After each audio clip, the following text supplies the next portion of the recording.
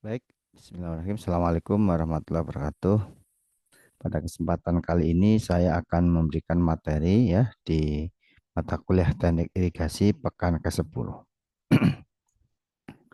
Pada pekan ke-10 ini kita akan membahas ya tentang materi perencanaan dan pelaksanaan drainase jalan. Ya, jadi kalau minggu lalu kita bahas drainase pertanian, saat ini kita akan bahas apa itu drainase jalan. Nah, drainase jalan ini adalah capaian pembelajaran yang ketiga sebenarnya ya. Di capaian pembelajaran pertama dan kedua kita sudah bahas secara umum tentang drainase dan juga tentang bagaimana merancang saluran drainase sesuai dengan regulasi dan sesuai standar yang ada. Dan yang ketiga ini ya kami harapkan Anda itu mampu merencanakan sistem jaringan drainase khusus. Ya, yang minggu lalu kita bahas drainase pertanian, hari ini kita bahas drainase jalan. Ini merupakan bagian dari jaringan drainase khusus ya. Nah, yang pertama yang harus kita pahami adalah definisi ya. Definisi secara umum kita sudah paham apa itu drainase. Drainase adalah suatu sistem untuk membuang ya kelebihan air pada suatu kawasan ya.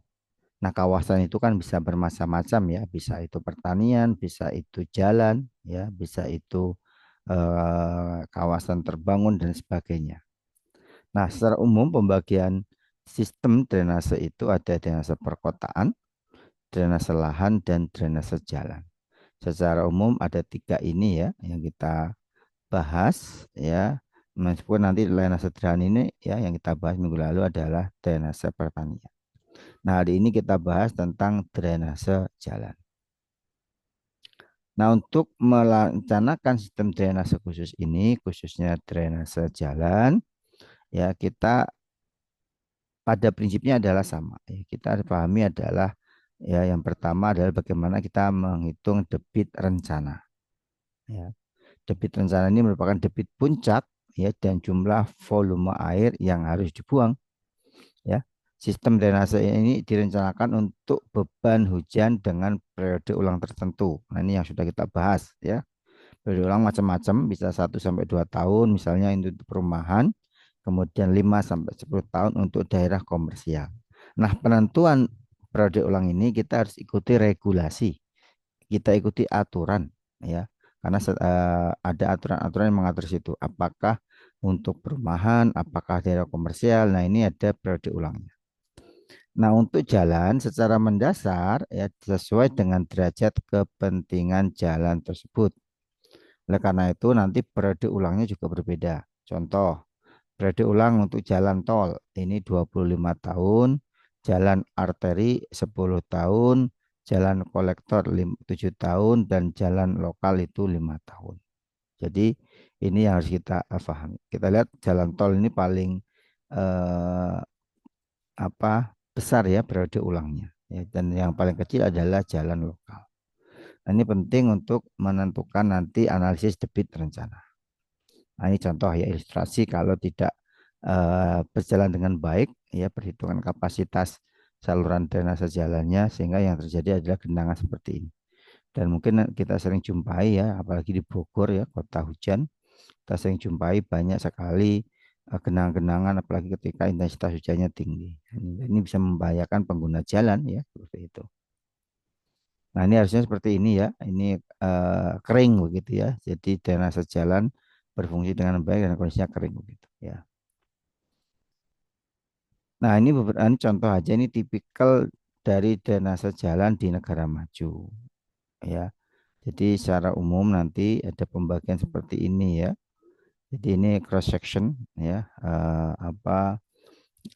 cross section dari drainase saluran drainase ya. Ini cover ini katakanlah suatu kawasannya ya dan ini adalah nanti tampungannya ya cover drainage kanal di sini. Di sini ada dua level untuk normal flow aliran normal yang kecil yang di bawah. Ada juga untuk kasus yang besar ya maksimum adalah storm flow. Nah, dan di sini masih bisa menampung begitu ya. Jadi ini, nah ini yang nanti harus kita tentukan kalau kita apa cross section lagi. Di sini adalah ini airnya ya. Jadi kita lihat ya, seperti ini ya, nyambung gitu ya. Ada mulai dari walkway, pedestrian, kemudian landscaping, kemudian jalan itu sendiri ya yang cover nanti kanal kanan kirinya, kemudian landscape dan walkway ya. Jadi ini contohnya ya. Jadi semua itu nyambung, nanti di bawah ini ada saluran apa namanya kanalnya, open kanal jadi pakai. Ya.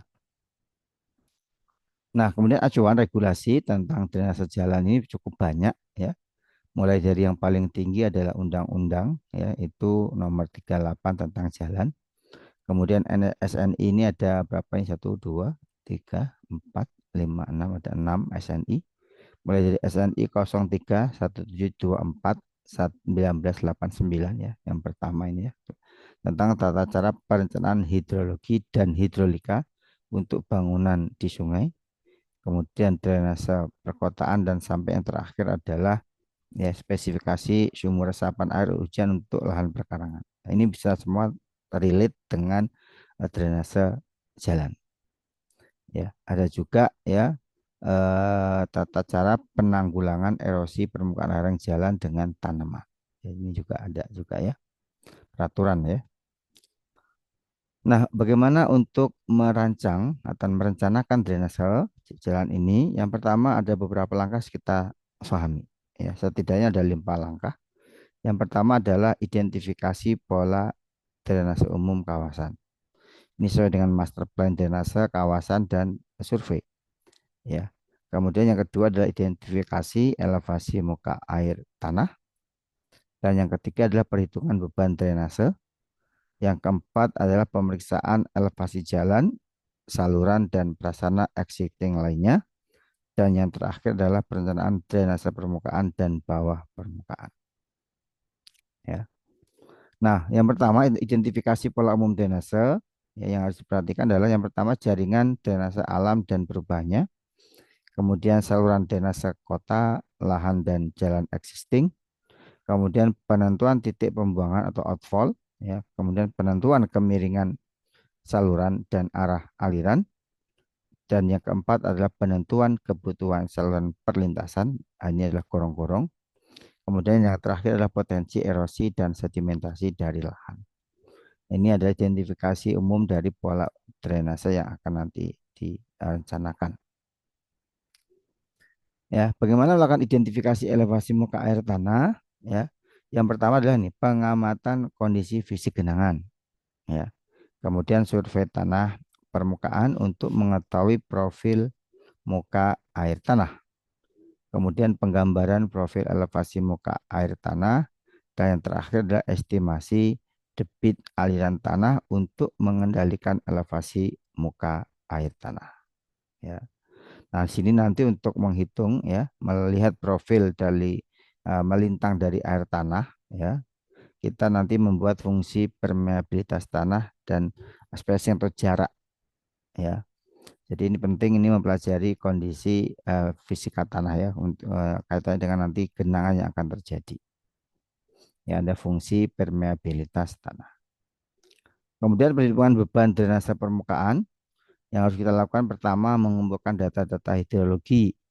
Ya, jadi ini sama seperti analisis drainase pada umumnya, ada analisis hidrologi, ada analisis hidrolika. Sama ya, ketika kita menghitung beban drainase permukaan, kita harus mendapatkan data-data hidrologi yang meliputi ya analisisnya itu adalah perhitungan curah hujan wilayah, curah hujan rencana, kemudian penyusunan kurva intensitas durasi hujan ya, intensity, duration, frekuensi, ya, concurrence ya. Jadi IDF kurva ya, kurva kurva intensitas hujan, frekuensi dan durasi dan intensitas hujannya, intensity, duration, frekuensi, curve ya, kurva ya. Jadi ini yang saya kira sudah kita pelajari semua ya. Kemudian penentuan daerah layanan ya, atau catchment area ya. Kemudian perhitungan waktu konsentrasi dan terakhir perhitungan debit rencana. Ya, jadi ini saya kira urutannya sama ya pada umumnya dalam menganalisis drainase. Nah, analisis frekuensi metode yang bisa dipakai ada metode Gumbel log persentiga ya, saya kira ini kita ngulang lagi ya. kemudian kurva IDF ya diperoleh dari data curah hujan durasi pendek atau diturunkan dengan metode yang ada misalnya mononobe. Ya, ini juga sudah kita bahas ya. Kemudian perencanaan drainase permukaan berikutnya adalah bangunan perlintasan. Ya, bangunan perlintasan. Nanti kita merencanakan inlet dan outlet. Ya, di mana nanti inletnya, di mana outletnya. Kemudian perencanaan elevasi muka air sepanjang bangunan perlintasan agar tidak terjadi nih ya, penting backwater ya yang dapat mengakibatkan sedimentasi ya. Jadi sumber utama sedimentasi itu backwater. Oleh karena itu nanti dalam menghitung kapasitas bangunan perlintasan itu dihitung dengan persamaan alirannya dianggap seragam. Contoh persamaan Manning atau persamaan aliran pada saluran tertutup ya, yaitu persamaan Darcy-Weisbach ya. Jadi ini juga sudah kita singgung persamaan Manning dan persamaan Darcy-Weisbach. Nah, kalau tadi drainase permukaan, sekarang drainase bawah permukaan. Ya, ini juga sama sebenarnya. Ya, panasnya yang pertama perkiraan inflow-nya, dan yang kedua adalah perhitungan kapasitas drainasenya. Ya, ya, kalau kita lihat seperti ini kondisi aliran bawah permukaan yang harus kita pahami. Ya, katakanlah ini ya apa potongan melintang ya. Ya, ini ada jalan begitu. Ya. Kemudian di sini nanti bisa terjadi perembesan atau kebocoran celah begitu. Nah di sini ya, ya di sini kemudian ini trotoarnya, ya ini trotoar ya, ya. Nah ini bisa terjadi rembesan ya, kalau misalnya ada terjadi kebocoran ya. Nah di sini nanti kita bisa apa perlu perkerasan ya, lolos air atau retak ya di sini ya, kalau membuat jalannya kuat ya.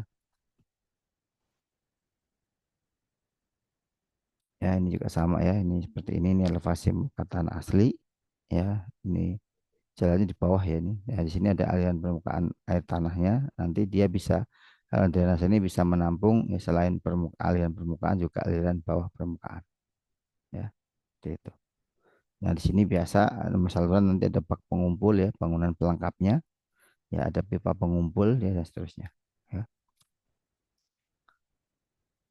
Nah, kemudian detail tipikalnya ya, standar potongan melintang jalan meliputi ya badan jalan, bahu jalan, ya, jalur pejalan kaki atau pedestrian, saluran drainase itu sendiri, kemudian alur utilitasnya dan jalur hijau. Ya, ini seperti kalau kita lihat tadi di apa potongan melintang ya atau cross section ya, saya muncul lagi. Nah, sini ya. Di sini kalau kita bisa lihat ya, ini di negara-negara maju itu harusnya jalan itu lengkap ya dengan bangunan atau fasilitas pendukungnya. Nah, sekarang kan kadang jalan itu tidak dilengkapi dengan pedestrian ya, tempat jalan kaki ya, campur semua. Kadang ya orang tuh jalan tuh harus di pinggir-pinggir jalan, badan jalan di pinggir badan jalan. Nah, ini kan bahaya itu. Ya, jadi nanti harusnya lengkap ya, minimal ya ada eh, potongan melintang jalan tuh meliputi setidaknya ada 6 bagian ini. Ya.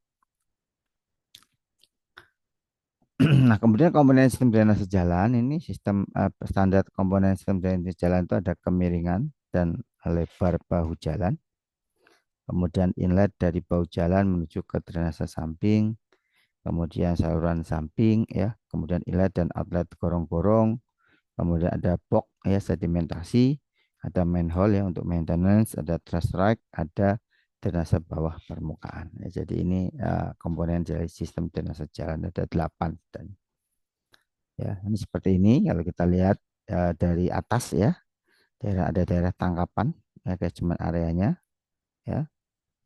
Kemudian ini ada katakan jalan seperti ini ya, ada pipa underroot di bawahnya juga ada pipa saluran drainasenya ya. Kemudian ya kita nanti, nah ini ada perlintasannya, streamnya kalau ada misalnya perlintasan gorong-gorong atau apa di sini ya. Di sini nanti ada catchment areanya. Ini kalau dari samping tadi penambang melintangnya ya, ada bahu jalan, ada perkerasan jalan, ya, ada saluran drainasenya, ada gorong-gorong, ada juga saluran penangkap nanti sini ya untuk ya. Ya, di sini kemiringan melintang perkerasan jalan itu dilambangkan dengan IM, sedangkan kemiringan bahu jalan dilambangkan dengan IB. Ya, ini bawah jalan ini. Ya. Ini kemiringan ini penting bentuknya seperti ini ya, supaya tidak ada yang ngumpul di jalan. Dia langsung terbuang di saluran drainase jalannya. Gitu. Ya. Nah ini apa drainase lereng ya, kalau untuk lereng ya. Biasanya ada drainase di sini ada saluran pertama, penahan pertama ada saluran puncak. Ini muka tanah asli yang garis potong-potong. Kemudian ada saluran penangkap, ada saluran pencegat atau tepi. Ya, kemudian ini ada perkerasan jalan, ada lereng berikutnya ya, ini jalan ya. Ada lereng pada timbunan dan bronjong kawat ya untuk stabilitas lahan lereng ya. Ada bronjong kawat. Jadi seperti ini untuk uh, drainase yang lereng ya, jalan yang lereng. Ini contohnya yang drainase lereng seperti ini. Ada beberapa titik-titik tadi ya, titik-titik. Ini kalau Anda amati di pinggir-pinggir jalan tol ya yang di daerah selatan Jawa Barat, ini model-modelnya seperti ini ya. Jadi ada beberapa titik-titik ya, ada saluran puncak ya, kemudian ada saluran penangkap, ada saluran pencegat ya, dan terakhir di bawah itu biasanya ada bronjong atau kawat ya. Ya, jadi ini urutannya seperti ini ya. Nah, ini, ya. Nah, kemudian untuk cross drainage-nya ya, drainase yang melintangnya itu ada gorong-gorong atau culvert, itu gorong-gorong bahasa Inggrisnya ya, culvert seperti ini.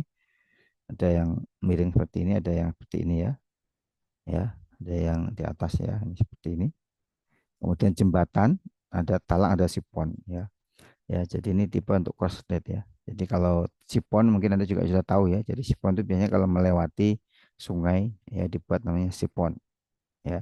Kalau melewati jalan atau bisa di atas itu jembatan ya, untuk jalan itu sendiri. Tapi kalau untuk aliran airnya ada namanya sipon ya.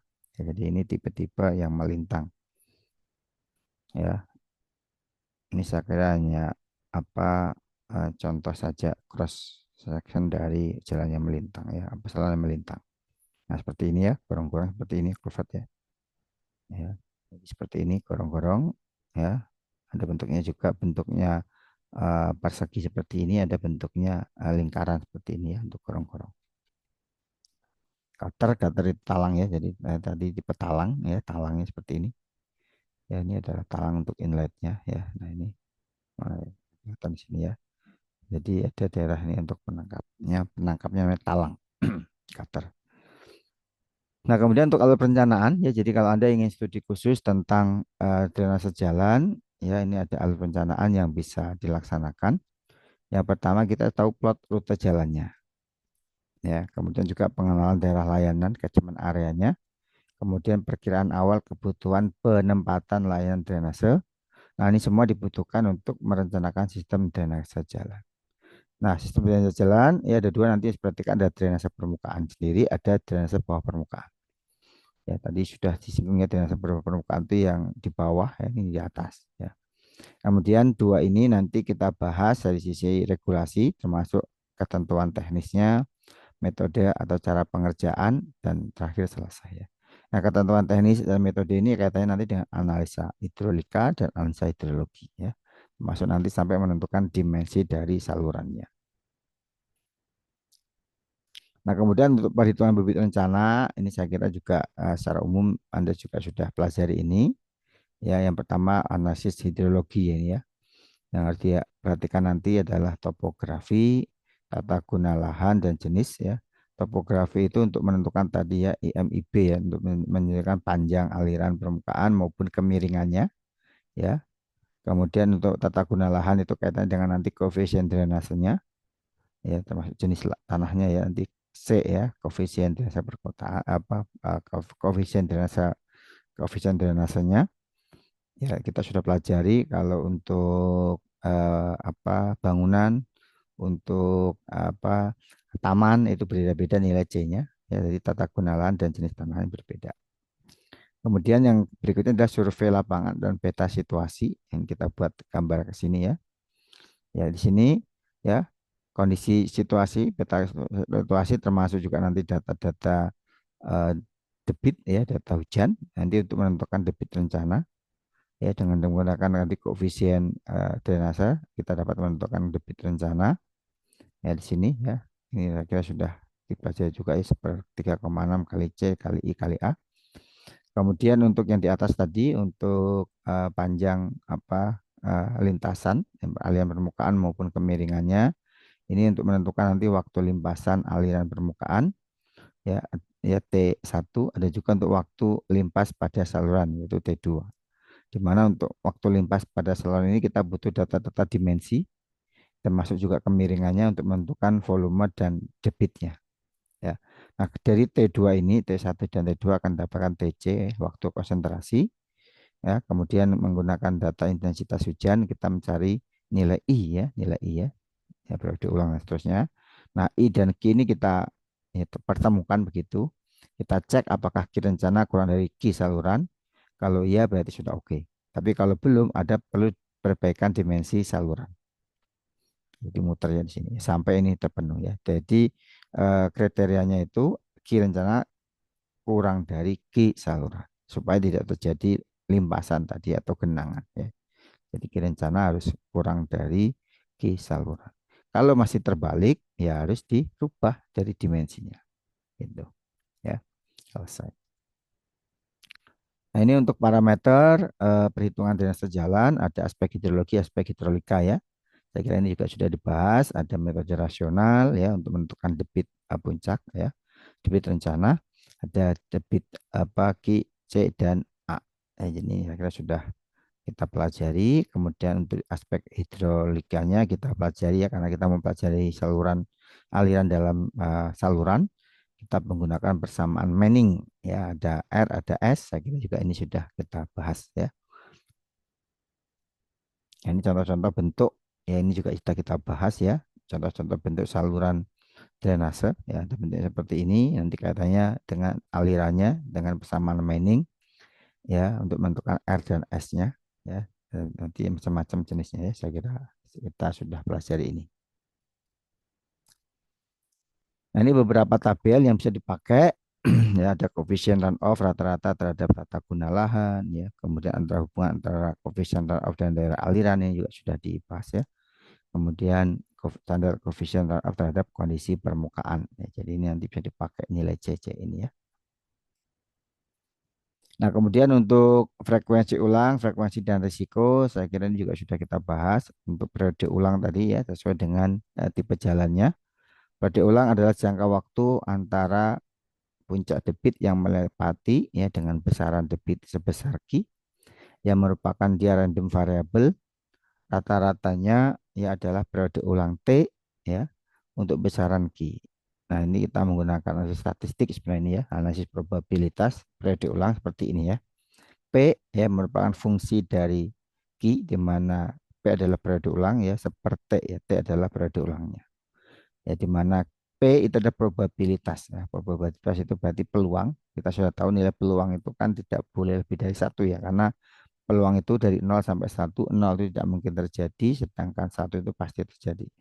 Nah, karena itu kita harus menentukan probabilitas kejadian Q atau frekuensinya seperti namanya. Probabilitas Q tidak terjadi adalah jika ini ya. Artinya ini negasi ya, negasi ya P peluang Q negasi sama dengan satu seperti ini kebalikannya karena namanya peluang itu kan total satu ya. Maka yang tidak terjadi itu satu dikurangi ini. Nah, ya. Kemudian probabilitas tidak terjadi pada kurun waktu tertentu ya kita pakai ada fungsinya ya fungsi pangkatnya ya kenapa eksponensial berdasarkan kurun waktu n tahun. Maka resiko terjadinya Q pada waktu n tahun adalah ini ya. Jadi ini nanti rumus yang bisa dipakai ya. Jadi ini kebalikan juga ini negasinya ya. Risiko ya risiko itu berarti satu dikali peluangnya ini. Ya, jadi ini risikonya.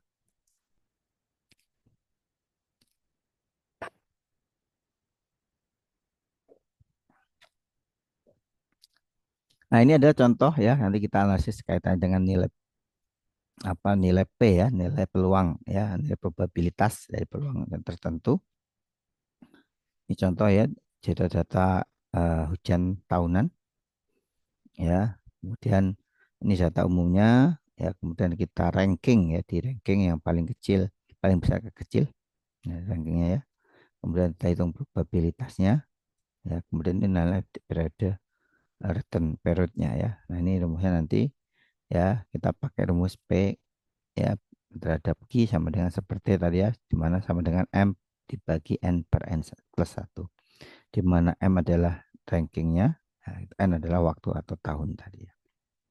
Periodenya numbers, ya maaf jumlah sampel ya, N adalah jumlah sampelnya. Yuk, saya kira sudah kita ketahui bagaimana membuat peta apa kurva IDF ya, intensity duration curve ya. Jadi seperti ini. Jadi kita lihat semakin besar periode ulangnya dia semakin besar juga intensitasnya. Ya, saya kira ini normal ya. Jadi seperti itu ya. Ya, ini durasinya. Kita pakai rumus ini ya. Intensitas hujan ya untuk ketinggian curah hujan yang terjadi secara kontinu pada suatu kurun waktu di mana air tersebut berkonsentrasi itu sama dengan I sama dengan R24 dibagi 24 ya dikalikan 24 di per T pangkat 2 per 3 ya, di mana R24 adalah curah hujan maksimum dalam 24 jam. Kita bisa membuat nanti kurva ini ya. Kemudian untuk perencanaan drainase permukaan ya, analisis hidrolikanya ini meliputi perencanaan saluran, perencanaan bangunan perlintasan. Ya, jadi ini tambahnya ada bangunan perlintasan ya, seperti tadi ya, gorong-gorong, jembatan, sifon, ya, talang dan seterusnya. Ya, ini ada yang kaitannya dengan nanti eh, bangunan perlintasan. Nah, di sini untuk analisis hidrolika ini perlu yang pertama penentuan jenis penampang dan kebutuhan jenis material saluran. Kemudian perhitungan dimensi saluran dan kemiringan atau gradien longitudinal. Kemudian yang ketiga adalah perencanaan bangunan terjun dan terakhir adalah perencanaan bangunan outlet. Di sini untuk kapasitas saluran sendiri dihitung dengan persamaan aliran seragam, misal persamaan Manning ya tadi sudah disinggung ya. Ini juga sama untuk jenis-jenis material yang digunakan nanti kaitan dengan kecepatan aliran yang diizinkan. Ya tentu semakin kuat jenis bahan yang dipakai, semakin besar kecepatan yang diizinkan. Tapi kalau semakin rentan ya bahannya seperti pasir halus, maka kecepatan yang diizinkan juga relatif kecil. Gitu. Ya, jadi ini kaitannya dengan kecepatan aliran dan material yang digunakan. Kemudian untuk kemiringan yang memanjang, ya ini juga sama tergantung dari jenis materialnya. Ya, kalau tanah asli ini bisa 0 sampai 5%. Kemudian kerikil bisa lebih tajam apa miring ya 5 sampai 75, dan yang pasangan ini bisa sampai 7,5 ya. Ini kemiringannya ya. Ini ya, jadi kemiringan itu menghitungnya ini ya, kemiringan. Ya, seperti ini ya. Ya, jadi berapa persentase kemiringannya. Kemudian bentuk penampangnya, bentuknya juga sama ini, bersama dengan yang sudah pernah kita bahas secara umum, ada trapesium, ya ada segitiga, ada bentuk trapesium ini ya, ini yang tanah asli dan batu kali ya. Ini nanti kaitannya dengan nanti daerah pembahasan ya kalau kita menghitung menggunakan persamaan Manning ya. Ya, ini bentuk-bentuknya saya kira juga sudah pernah dipelajari ya, mulai dari trapesium sampai bentuk setengah lingkaran. Materialnya bisa dari batu kali, bisa dari tanah asli ya, ataupun beton bertulang. Nah, jadi ini bentuk-bentuk yang umum dipakai untuk saluran drainase jalan. Nah, untuk perhitungan dimensinya dan kelandaiannya, kita bisa mengikuti langkah-langkah ini. Ya, ya, ya. Di sini kita mulai dari sini ya.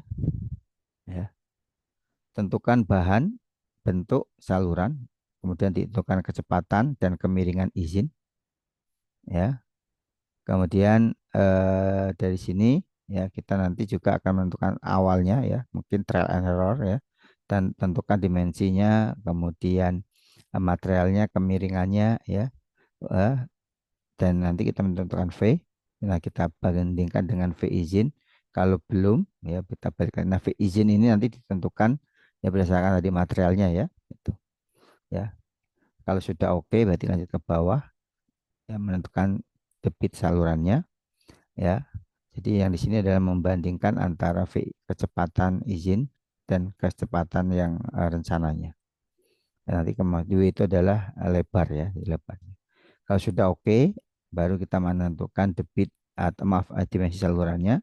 Nah, untuk menentukan debit apa saluran ini rencana harus kita bedakan dengan debit aliran rencana. Debit alirannya harus sesuai, harus lebih besar dari debit saluran ya gitu.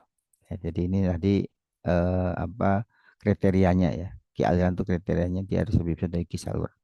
Kalau belum ya diperbaiki lagi ya sampai dimensinya sesuai untuk perhitungan debit saluran. Ya, nah di sini kemudian kita menentukan kemiringannya ya, kelandaiannya ya, berdasarkan kondisi lapangan dan perhitungan ya nanti kita cek ya. Kalau misalnya kriteria yang diizinkan untuk kemiringan atau kelandaian itu ya lapangan harus lebih besar sama dengan perhitungan ya ya. Nanti tadi ada tabel yang bisa dipakai ya ya. Nah, kalau tidak sesuai, ya ini tidak ya, artinya lapangan lebih kecil sama dengan yang perhitungan, maka kemiringan saluran tanpa pemata arus. Ya, kalau dengan pemata arus itu kalau dia lebih besar dari lapangan. Nah, itu. Jadi ini untuk kriteria kelandaian ya, ini kelandaian, ini dimensinya. Ya. Nah, kemudian pengenalan ya, terhadap gejala kerusakan terkait faktor drainase. Ini beberapa jenis kejadian kerusakan ada namanya aligator ya, ada aligator cracking ya sesuai namanya ini kan aligator kan besar ya, cracking ya. Cracking itu berarti kan retak itu ya. Di mana subbase atau subgrid terendam air beban melebihi kapasitas. Namanya nanti mengakibatkan gejalanya adalah aligator cracking. Ada juga edge cracking ya, di mana ini ya penyebabnya adalah drainase bahu jalan. Kemudian ada edge waste out ya, di mana ini aliran pada bahu jalan penyebabnya.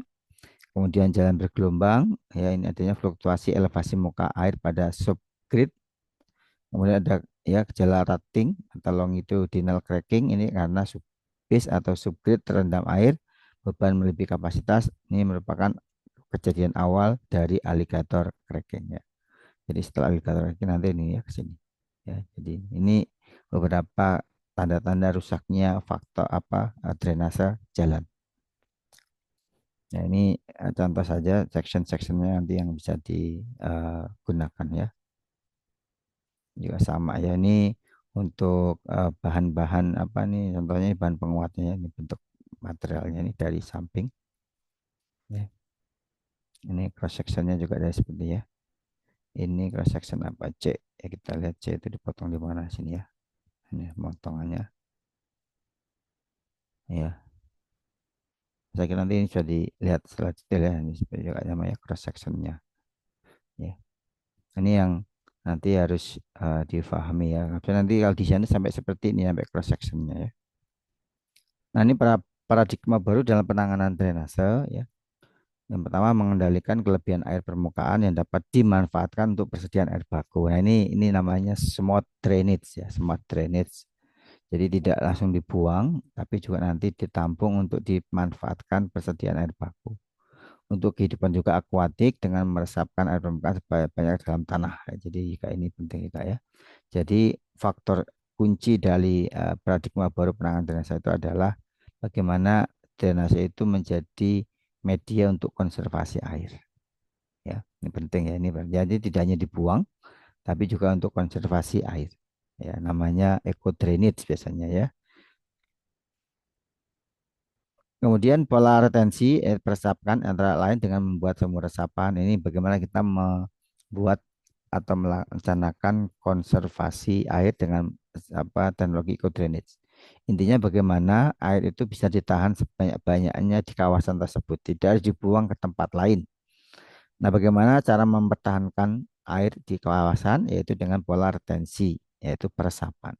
Bisa membuat bangunan-bangunan retensi seperti sumur resapan, bidang resapan atau kolam resapan. Ada juga pola detensi. Jadi detensi itu namanya detensi itu menampung air sementara. Kalau tadi ini meresapkan, ini menampung. Misalnya dengan membuat kolam penampungan. Ya, ini kan ini paradigma baru tentang eco drainage. Ya, kemudian ada juga dengan kolam retensi yaitu kolam atau waduk penampungan air hujan dalam jangka waktu tertentu. Fungsinya untuk memotong puncak banjir yang terjadi ya dalam badan air atau badan sungai.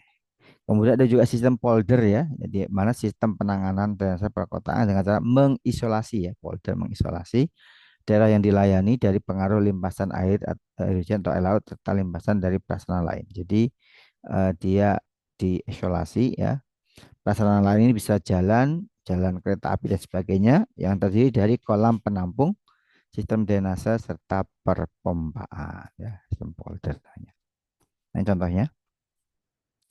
Ya, ini bisa bangunan untuk penyimpanan ya air ya, ada pipa outletnya, ya ada penahan ini saya kira ini sungai, saya kira ini untuk penampungannya ya. Ya, nah, ini bendungnya saya kira ini juga sama ya, ada kolam untuk apa eh, penampungan sementara. Ya. Nah, kemudian ini beberapa contoh kasus pelaksanaan drainase jalan ya, mungkin sering kita jumpai ya, seperti ini ya, ada kerusakan ya, ada mulai retak-retak ini ya, pecah ya, ini ya, ini bolong ya, biasa ya, contoh kasus nanti ya bisa diamati, ini contoh-contoh seperti ini saja. Ya, kemudian ini jalan tidak apa, saluran drainase terisi dengan vegetasi ya, seperti ini ya, dan seperti ini ya, ini longsor, berarti perkuatan jalannya belum kuat ya, seperti itu ya. Ini gorong-gorong tadi ya, contoh ya, ini ya, seperti ini. Kemudian tadi yang di lereng ya, nah, ini kita lihat ya, ini ada ya retakan ya, jadi ada aliran nanti permukaan, aliran bawah permukaan ya. Ini juga sama ya, ini kita lihat ya, ini beberapa contoh-contoh tentang sejalan ya, kondisi aktualnya seperti ini ya, seperti ini ya. Nah, ya ya ya, nanti bisa dilihat ya, ya contoh-contoh bagaimana terjadinya ketidaksesuaian ya, kondisi lapangan bagaimana ya, ini tidak berfungsi dengan baik ya karena kerusakan ya. Ini nah, ini sedimentasinya kita lihat ya terjadi ya. Ini aliran tadi ya, drainase kemiringan, drainase lereng ya. Nah, seperti ini ya. Nanti saya kira Anda bisa lihat ya, sedimentasi ya, terusnya ya. Ini, ini banyak sekali ya foto-foto memang ya yang diambil ya, bagaimana contoh bangunan drainase jalan ya. Ini ada bangunan penampungan ya, di sini ada tampung ya, untuk konservasi tadi ya, dan juga untuk dia mengumpulkan sedimennya di sini nanti ya. Sama ini tadi kan ya, longsor ini cross sectionnya ya. Ini ya, bangunan untuk kolam apa retensi ya. Itu ya, ini kerusakan ya, jadi banyak nih lihat ya. Ya, ini juga STA itu berarti stasiun ya, kilometer ya. Kilometer berapa sampai berapa ini panjangnya ya. Jadi ini untuk mengetahui posisinya ya. Jadi di antara stasiun 108 sampai 225 B ya, di lokasi kerusakannya ya. Nah, seperti itu ya. Ini santai. Oke, saya kira itu. Nah, kemudian untuk kondisi lapangan yang perlu diperhatikan ada drainase depan bus air, ini contoh aja ya. Ya, di mana di sini ya terjadi sedimen dan sampah. Ini cikal bakal terjadinya apa banjir ya, di mana saluran drainase tidak berjalan dengan baik. Kemudian street insya tidak berfungsi ya, ini ya. Nah, ini dilihat ya. Ya, nah itu kebanyakan ini rusak karena ini ya, karena maintenance dan juga ya ketidakpedulian kita ya terhadap saluran drainase. Ya, kemungkinan terganggu dengan utilitas umum ya. Ini kan ada saluran drainase di bawah ini, tapi dipakai bangunan ya.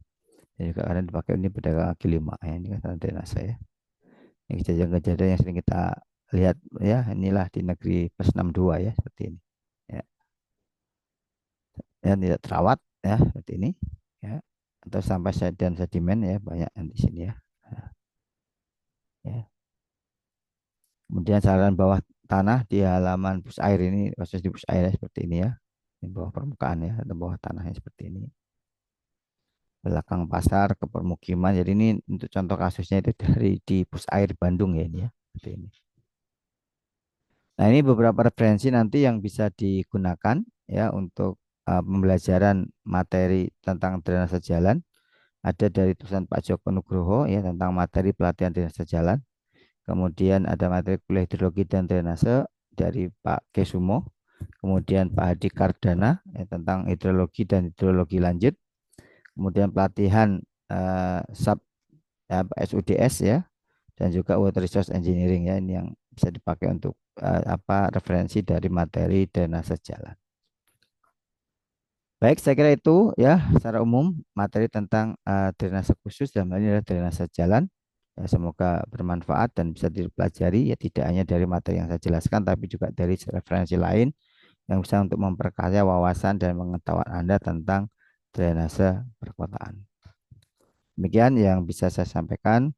Saya akhiri. Assalamualaikum warahmatullahi wabarakatuh.